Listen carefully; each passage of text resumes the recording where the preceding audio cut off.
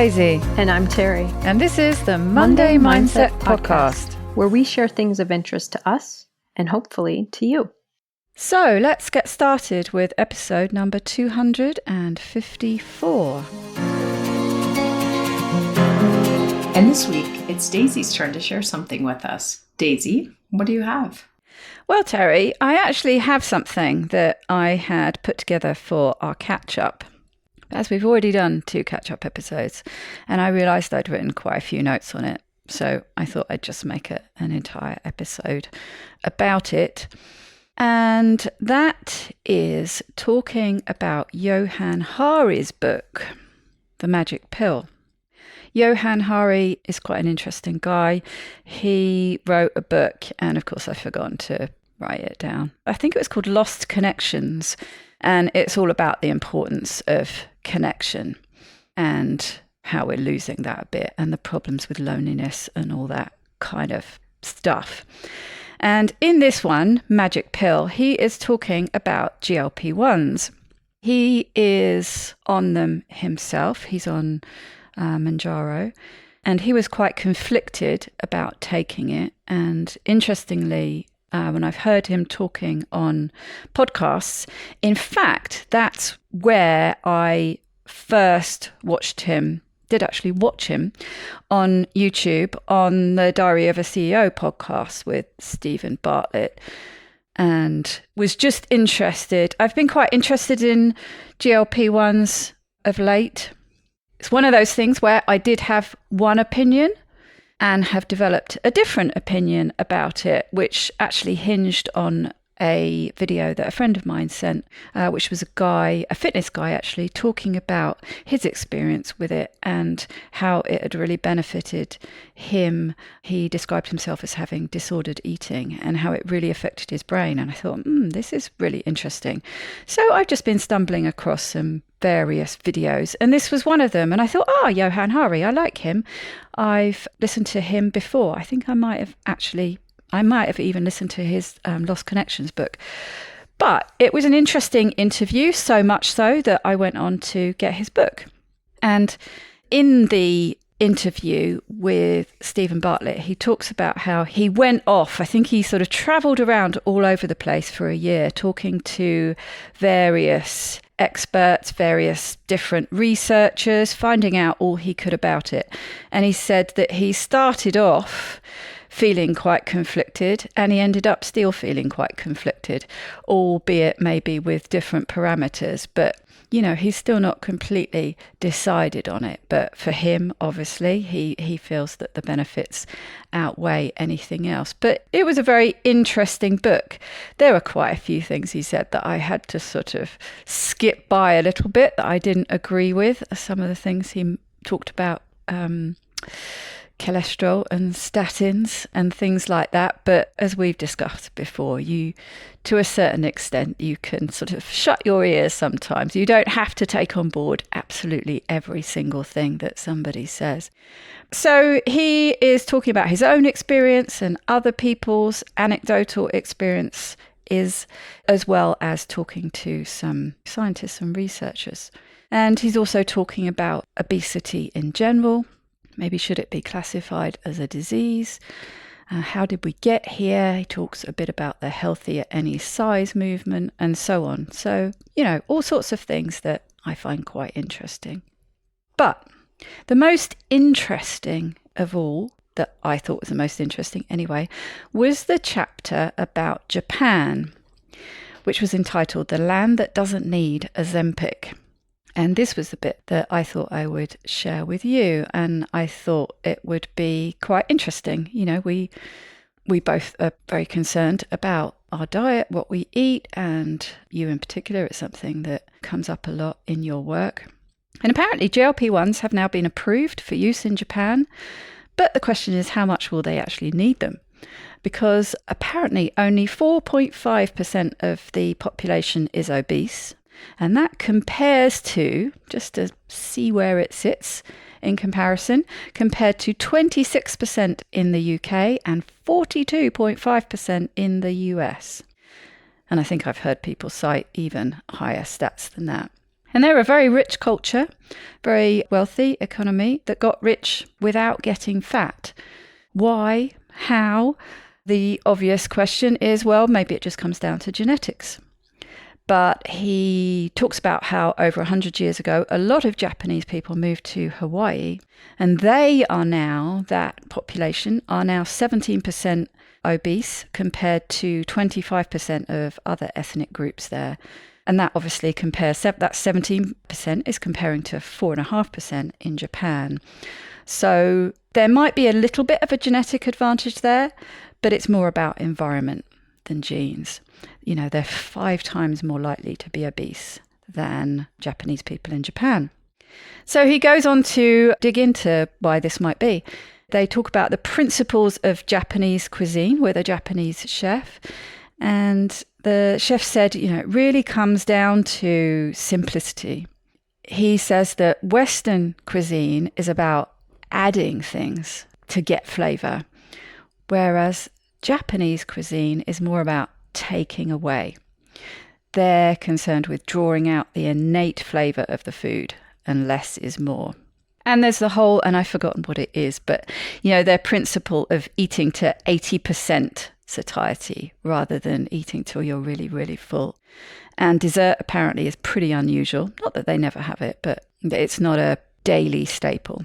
And their supermarkets, apparently they're predominantly fresh food with the assumption that you'll be cooking from scratch. And the processed foods are just, you know, there is an area, but it's like a tiny little corner. So almost the opposite really to what our supermarkets look like. Another argument is that there's an abundance of food, and that's the issue. But there's an abundance of food in Japan. But has it just always been like this? No. This is the bit that I found really interesting and becomes very relevant when talking about GLP-1s. Of course, I'm taking ages to get to the point. But pre-1920, apparently, the nation's diet and its people were pretty unhealthy. Life expectancy was only 47. The imperialist government radically changed the nation's diet, basically in order to create healthy soldiers so that they could take over the world. And then post-World War II, their fortunes hadn't turned out quite as expected, but they still had a really good motivation to keep their nation healthy. They needed to rebuild a strong and healthy population. So how do they go about this? Well, it starts young, so it starts in schools. And every school, by law, has to have its own nutritionist. And this involves, for the nutritionist, 3 years of training on top of a teaching degree. And they design the meals, and they then oversee the production of those meals, and they educate the children about the content of those meals. And they educate the parents as well as the kids. And they counsel anyone who might be having some issues. What does a typical meal look like? A typical meal that's being served up to the children and the teachers. Everyone in the school eats the same thing. Might be some white fish, noodles or rice, some vegetables, and maybe a little sticky rice and sweet bean paste. There's no frozen food, no processed food, everything cooked from scratch, fresh food, and no packed lunches are allowed. So everybody has to eat the same thing. When these lunches are prepared, apparently it goes off to the head of the school first, and he or she has to eat it and say, you know, yeah, this is great. I think the nutritionist takes it.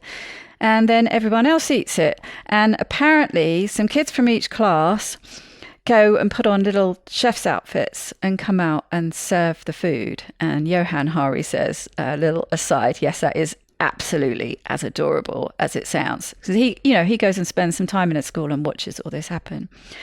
And they talk about the food. So they say what everyone's eating today, where the ingredients are from, why they're healthy. And they talk about how the nutritionist will stand there, or the teacher, or I don't know exactly how it works, but they have 4 different ropes representing different foods. And they talk about all the components and why they're important, what they do for us in our body. And then they tie them together. They twist them into a plait and they say, this is important to create balance. He asked some kids, what are your favorite foods? One says broccoli. Another one says white fish.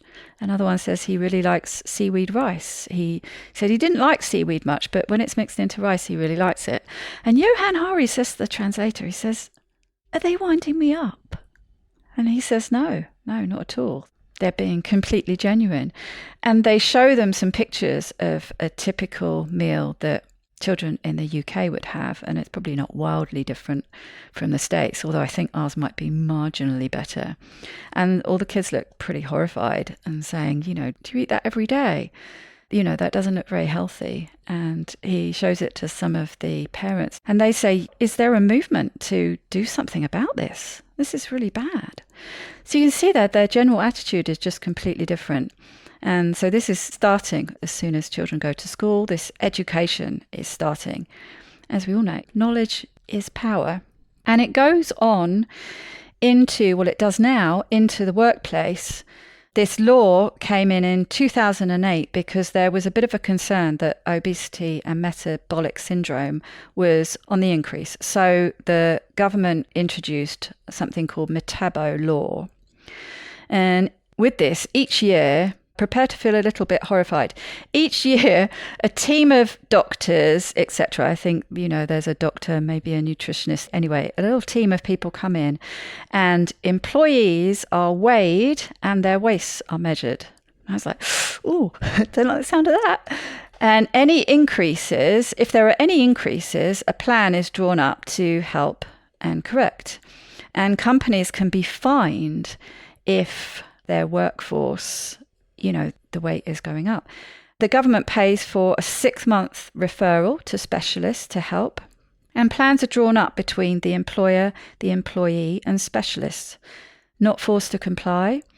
I was asking the question, but what happens if you don't want to comply? Do you get to keep your job? I don't know. And that wasn't answered. But the process is to measure, understand, realize, and then change. And the whole community takes part, including the boss. And they did talk to some employees as well as a company boss.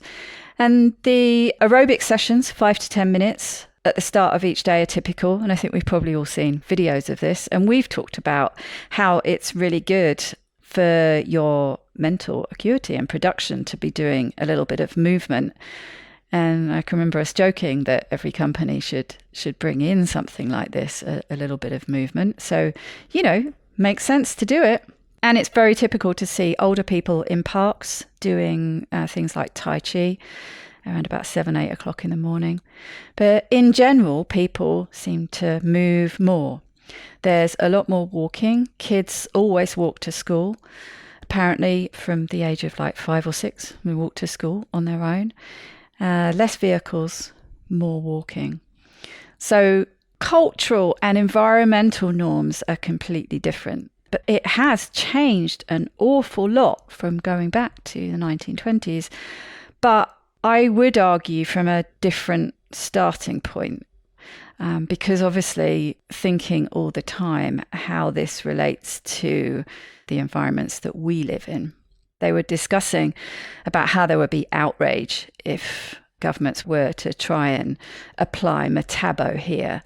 There's all the stigmatization and things like that. But obviously, you couldn't just try and introduce something like that in the food environments that we have. It would just be too much. And he talks about, what could we do? Because it feels so overwhelmingly awful, I think, the food environment that we're in. And there's this whole debate about whether big food is to blame or not. But certainly my personal opinion, I don't think it helps. But, what else could we do? Could we put taxes on processed foods, a bit like they've done a sugar tax? He cites the sugar tax in Mexico apparently has had a beneficial effect. I was thinking how you could put taxes on some of these ultra processed foods, but only if you're going to ring fence that money. What tends to happen is they put the taxes on, it just goes into the government sink. It could be good if you were to put taxes on these processed food, i.e. just make them more expensive, but then the money that comes from that is ring fenced and used to subsidize healthier foods, subsidize maybe more education, more cooking lessons, more access to being able to actually cook foods at home. Yeah, a lot of people who haven't got much money can't afford the energy to cook things. So, it's a really, really difficult subject. But the other question is, of course, who decides what's healthy? That's another thing that can debate on endlessly, what is deemed as a healthy meal, and certainly what the government says and what we might think are probably a bit different. But at the end of the day, people in Japan live the longest in the world, but they also stay healthier longer. So within 5 to 6 years of death, as opposed to more like 16 to 19 years in the West. And this goes back a little bit. I've put a note here going back to Vonda. When I was talking about Dr. Vonda Wright and her passion is to get women stronger and healthier as they age. And one of her big motivations for that is to not go into old age with frailty, but to go in strong.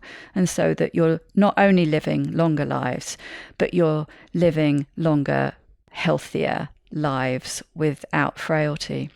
And of course, diet is important in that too. So I just thought it was really interesting. We sort of throw our hands in the air and say, well, what could we do from the top down? It feels impossible. But actually, here's an example of where a government has done things from the top down and made really strong choices. And it has made a massive difference to the health of its people. And yeah, so GLP-1s have been authorized for use there, but there probably aren't going to be very many people who need it. There's still that 4.5%, of course, and maybe they will end up using them. But yeah, massive, massive difference in rates of obesity. I found it really, really interesting and just things to start thinking about. Yeah, and this is one of those times where I try to be a optimist about many things, and sometimes people might even think I sound like Pollyanna. When it comes to large governmental changes affecting our nutrition, I'm pretty skeptical because of who else is involved and where the money lies. It's interesting, again, maybe I'm showing my skepticism. Those who know me probably won't be surprised, but I think if there's some other incentives, if there are some other reasons why it becomes important, for example, GLP-1s, there's a lot of research about effects on alcohol abuse because it turns down the reward centers in the brain for cravings and things and gives a little less reward when you have the substance. And so I kind of feel like it's something like the Viagra thing that, depending on who's going to benefit and why, how much support something gets. So both with the GLP-1s, but also with changing the fundamental nature of our food environment. Who would that benefit? Who can make money from it? I think there are so many questions like that. I was thinking as you were talking about like increasing the price of certain foods to kind of curb. And I thought, yeah, but my fear is that just means people who don't have the resources will just be even tighter on it. But I looked up in the US, they've done some testing with increasing the price of cigarettes. And they find that when they increase the price just 10%, that it actually reduces youth smoking by 7% and total cigarette consumption by about 4%. Now, I don't know if that's enough to make a big dent in the problem or not, but maybe there are some ways that we could start some more focused reduction in some of the problems that we have health-wise by changing some of our food culture. I think the chapter you talked about with the Japanese population of movement, how much movement happens there or is encouraged versus in other parts of the world. So many factors. But I love that they're looking at not just, is there medication and can we just start pushing the medication, but are there other strategies that we could implement that help reduce the need for the medication? Well, straight away, there's going to be dramatically less need there just on a percentage population point of view. It's going to be a tiny fraction compared to other places. And when you mentioned cost there, that was the main motivation for me stopping smoking. I stopped and I restarted. And when I stopped for the second time, it's because I was priced out. I could not justify spending that money on cigarettes. And they're now, they're just phenomenally expensive. I don't understand how anyone can smoke. You've got to be rich to smoke these days. It does have an impact. And maybe showing my more skeptical side. I think all of us make decisions about where we spend our money. And if something is something that I really value and want, I will sacrifice other things. Maybe it means I'll sacrifice buying some frappuccinos if I want to buy more cigarettes or something. But, I think we all do that. We shift around what we prioritize, where our money goes. It's interesting, the discussion about money, though, and you were saying there's skepticism because obviously a lot of money comes from the food companies, gets shifted in the direction of government and is obviously going to influence their decisions. And I can't remember which podcast it was on, but they were talking about this and how a lot of these big food manufacturers are actually having to really pivot in the products that they're making because already GLP-1s have had a big impact on how much money people are spending on certain products. And of course, already there are products coming out that, are focusing more along the message that is given alongside GLP-1s, so they're focusing on protein and but they're already targeting people with ultra processed foods. They're pivoting to try and sell specifically to that group of people. So although that's awful on one hand, it's good on another hand that something actually is having an impact on these big companies. And the whole addiction thing, I envisage there's going to be a lot of research with GLP-1s and all sorts of addictions. I've heard all sorts of addictions mentioned, not just alcohol, but gambling, shopping, all sorts of things. It is a fascinating subject. All the different things that are potentially affected, some brain disorders, mood disorders.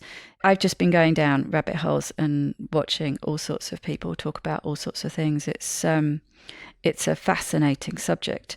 But the thing that I really, really loved about this chapter on Japan was the education in schools and the real involvement of the children, really getting them involved. And I don't have kids of my own, but I've heard parents talk about how involving children in the process of making meals, starting in the supermarkets and what they buy, choosing some of the ingredients, getting home, preparing them, cooking them, discussing the advantages of different things. The more kids are involved and the more they're educated at school. I don't know if you remember, but I can remember getting lectured on various things at school. Kids are militant about stuff they believe in. If you can engage kids and get them on board, they will take that message home and they will be militant about it with their parents. I can remember the whole litter picking thing and picking up litter. And I can remember going home being, an absolute don't you drop that litter.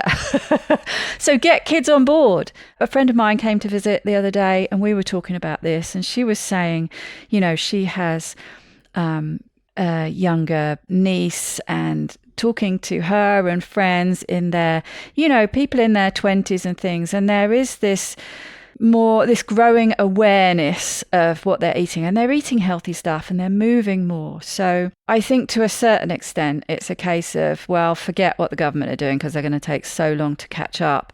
If we have this groundswell coming up, I mean, look what a difference people using low carb, keto, fasting, look what an impact that has really actually started to have on mainstream in quite a short period of time.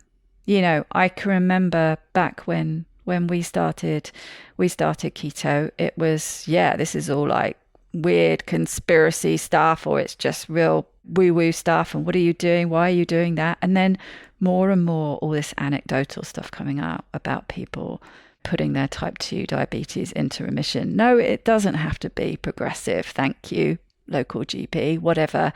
We've started to see some real big changes. So, maybe, and if there was more and more education in schools, like I say, kids get really behind stuff if you engage, if you get them engaged in these things. So, I think it might change from the bottom up.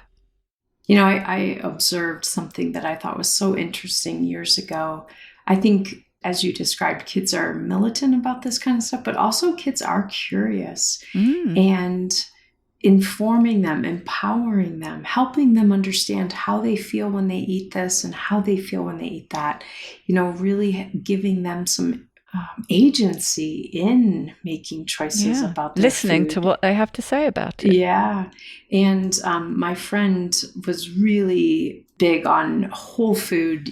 Her kid at a very young age had not had any processed food. I was quite shocked at a birthday party with what was that stuff those other kids were eating.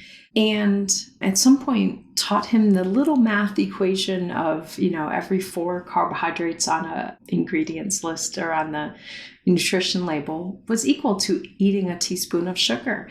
And so he would look at, and they were very healthy brands, but like a fruit roll-up. And he would say, I think I'm only going to eat one, because he saw that one already has 4 teaspoons of sugar in it. I don't need more.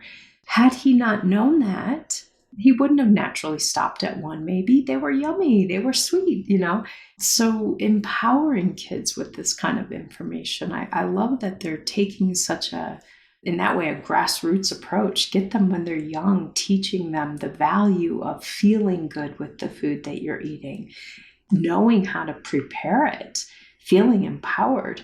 At TFM, I work with so many people who, by age 55, 65, 70, they have just learned through lots of natural things that what's convenient is what's already prepared. But if they had been empowered to feel good about cooking and to feel like they have a wide palette of foods that they enjoy that help them feel good, but they've kind of missed out on that experience oftentimes. So I think it's great that they're really teaching from a young age to feel empowered about how we take care of our body, movement-wise, nutrition-wise, all kinds of things. Yeah. I mean, I was lucky. I grew up in a household where my mother did most of the cooking, but almost everything was prepared from scratch. For most of that time, we were on a really tight budget. So even when money is a bit of a struggle, but you learn tricks, you learn how to get every bit of flavor out of a whole chicken. You're eating every bit you can, and then you're making a flavoursome stock that goes on to make a soup. Very little food wastage. But that's something I learned without thinking about it, because it's the environment I grew up in. So that does give you an immediate advantage. Absolutely. So yes, you can see it's something I get a bit ranty about, but I just found it really interesting. And and the whole GLP debate and the information going around that, it's very interesting, very exciting. I think it has very exciting potential. So I've been stimulating my brain a lot lately with all sorts of things. Very good. And you'll be pleased to know I've been using some of those ketones.